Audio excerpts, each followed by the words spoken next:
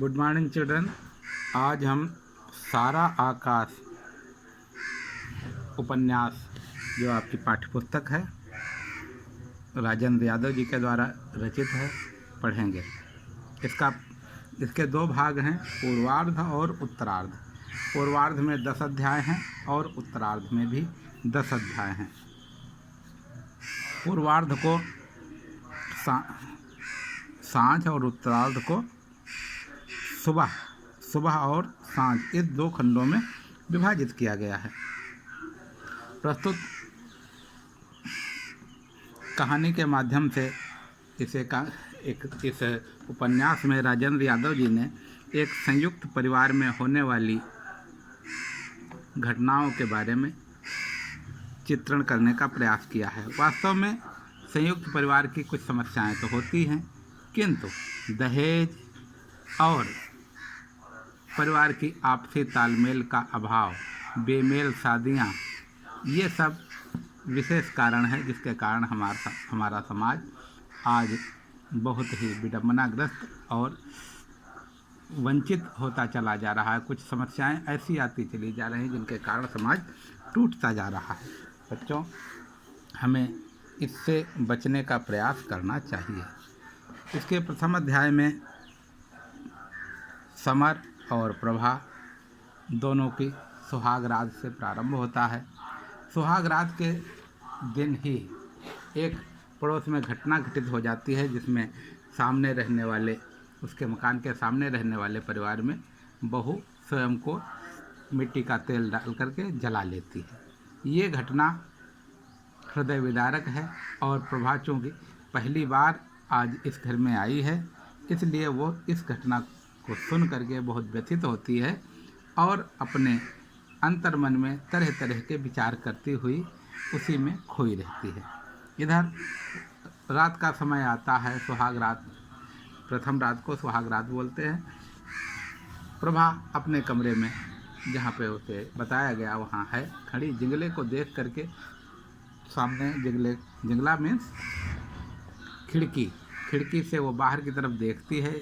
जिस मकान में वो घटना हुई उस घटना के बारे में वो सोचती है।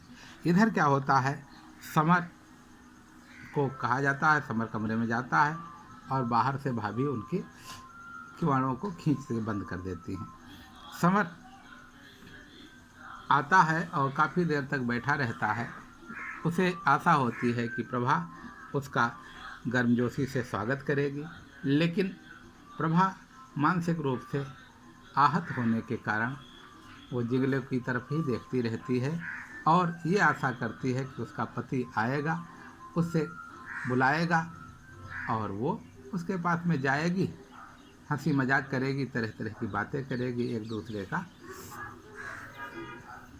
परिचय करेगी। लेकिन यहाँ पर ये नहीं होता। दोनों के बीच में एक अहंकार कह लो या नासमझी कह लो, ये उनके बीच में रहता है। दोनों एक दूसरे को देखते तक नहीं हैं और काफ़ी समय तक समर वहाँ बैठा रहता है, लेकिन जब देखता है कि प्रभा उसकी तरफ कोई ध्यान नहीं दे रही है तो वह उठता है और कमरे से बाहर चला जाता है। इस प्रकार से वह बाहर जाकर के, एक घर के लोग चारपाइयों में सो रहे होते, कोई ज़मीन में सो रहे होते, वो भी कहीं पे नंगी ज़मीन पर ही सो जाता है और इस प्रकार से वो रात गुजार देता है। दूसरे दिन समर और प्रभा दोनों के मन में अंतर्द्वंद चलता रहता है।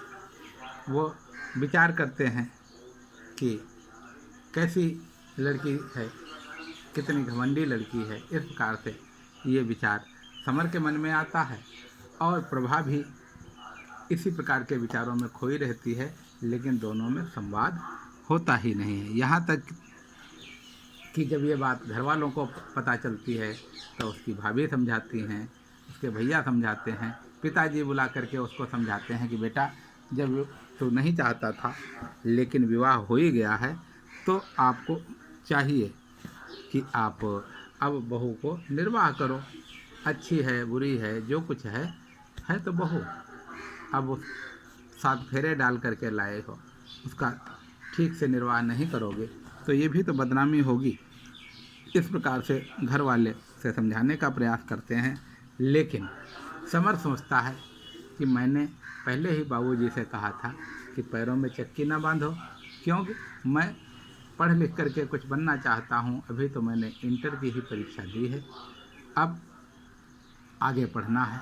आगे पढ़ लिख करके हम जब कुछ बन जाएंगे तब हमारा विवाह करना, जिससे हम कुछ बन करके अपने परिवार का भरण पोषण करने लायक बन सकें और आप लोगों का सहयोग कर सकें। लेकिन उसकी जब सुनी नहीं जाती है तो वो बहुत दुखी होता है। इस प्रकार से वह जा कर के गलियों से निकल कर के मंदिर में जा कर के वहाँ बैठे घंटों तक अपना समय काटता रहता है।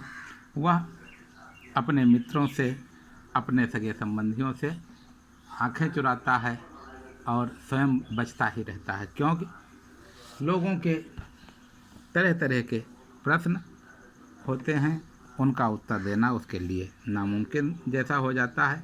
इसलिए वह उनसे बचने का हर संभव प्रयास करता है और इस प्रकार से वह निश्चय कर लेता है कि हम प्रभा से नहीं बोलेंगे।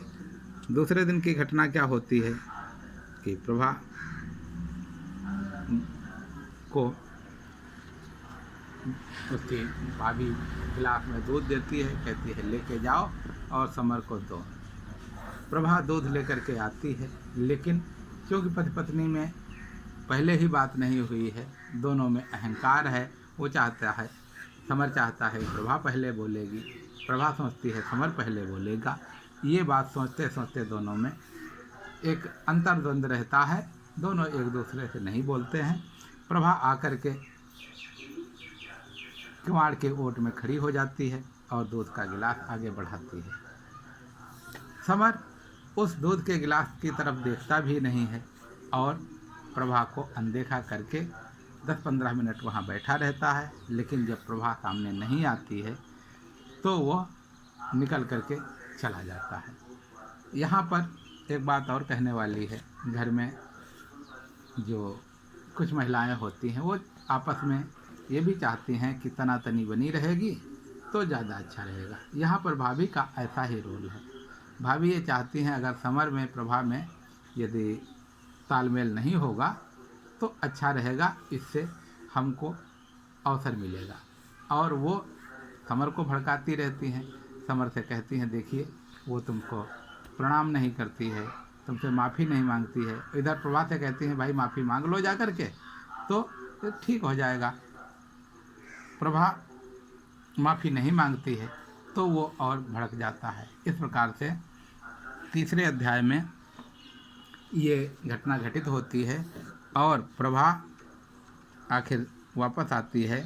जब वो कमरे से बाहर निकलता है तो प्रभा कहती है ए सुनिए, लेकिन वो बिना सुने चला जाता है और बाहर लेट जाता है। प्रभा रात भर बेचारी पड़ी रहती है, सोचती रहती है कैसा मैंने अपराध किया है, क्या गुनाह किया है जिसकी हमें सजा मिल रही है।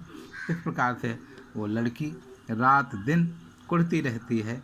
संयुक्त परिवार में इस प्रकार से घटनाएं तो होती रहती हैं, लेकिन इन घटनाओं पर हमें अंकुश लगाना चाहिए। हमें विवाह हो गया, हमारे यहाँ विवाह को एक संस्कार माना जाता है और 7 भौरें जो हमारे डाली जाती है, इसका मतलब होता है 7 जन्मों तक का हमारा संबंध बन गया।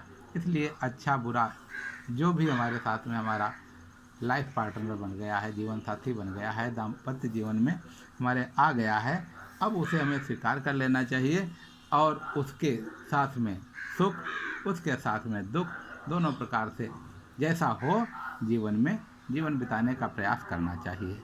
बच्चों, इस प्रकार संयुक्त परिवार में रहना ठीक है, लेकिन समझदारी के साथ में कभी संयुक्त परिवार से अलग होने का प्रयास नहीं करना चाहिए। अपने माता पिता का दुख भी झेलना चाहिए, सुख भी झेलना चाहिए, उनको परेशान होने का अवसर नहीं देना चाहिए तथा अपने आप दोनों में सामंजस्य स्थापित करके जीवन की यात्रा को आगे बढ़ाने का प्रयास करना चाहिए।